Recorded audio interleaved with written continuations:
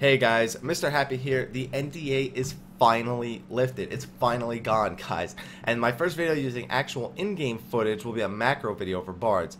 Mind you that macros are generally less effective in Final Fantasy XIV than they were in Final Fantasy XI, but there are a handful of good uses still. We're going to cover 3 basic macros that will reduce your button pressing requirements, but you still dish out a ton of damage. Personally, I think the first macro is going to be the best one, the second one's alright, and the third one's really just flashy, but you can still make good use out of all 3 of these macros, so let's move on. The first macro I have for you guys will automatically use Bloodletter and Misery's End whenever they are off cooldown. This macro code allows you to never have to press these 2 attacks again. You literally have no reason ever to press these again. And here's what the code looks like over in the top left of the screen. As you can see, by placing all of the codes there without listing a /wait command, it will use any ability there whenever they are available. So because Bloodletter and Misery's End don't sit on the global cooldown, it makes it so that when your global cooldown is currently ticking, that those 2 abilities become the priority. So I currently have this code added to Heavy Shot, Straight Shot, Venomous Bite, and Windbite.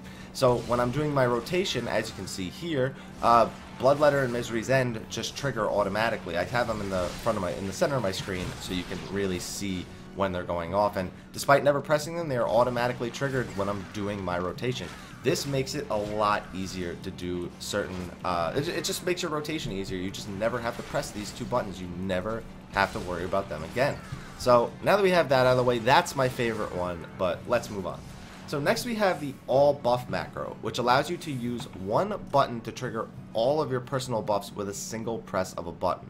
So it's actually very similar to the last macro, where you just have all the actions added into a macro and you just press it as many times as you want to use it. Keep in mind, pressing this once will not trigger all of them. It will only trigger 1 of them.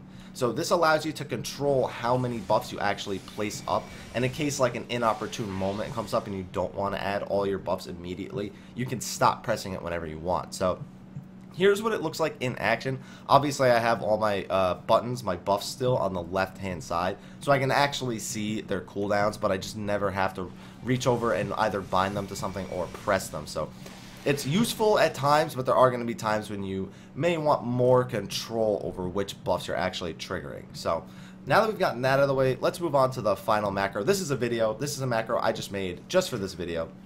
And just because it's a little bit of fun, and you can get some use out of it. You can use it if you aggro something and you don't really want to fight it, or you just need to get away from something in a snap. This macro allows you to just quickly use Repelling Shot and then jump backwards to follow up with a Shadow Bind when you bind them.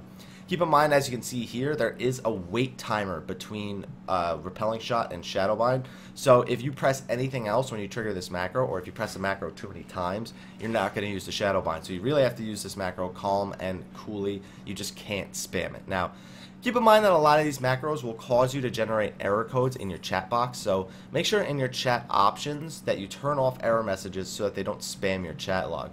Also keep in mind that these buttons will no longer have a visual global cooldown, so be sure to look at your other abilities to make sure that you're just paying attention to how much time you have between your abilities, so you can get a better idea of when in your rotation you really need to be pressing certain things. But anyway guys, thank you for watching. I really hope that you use these macros and that you enjoy them. If you enjoyed them, please like, favorite, subscribe, and share for more Final Fantasy XIV information. Also be sure to follow me on Facebook and Twitter. You can also follow me on Twitch. I'll be streaming the game from time to time. But anyway guys, thank you so much for watching. I'm really appreciative of all my subscribers out there. So until next time, take care and enjoy the game.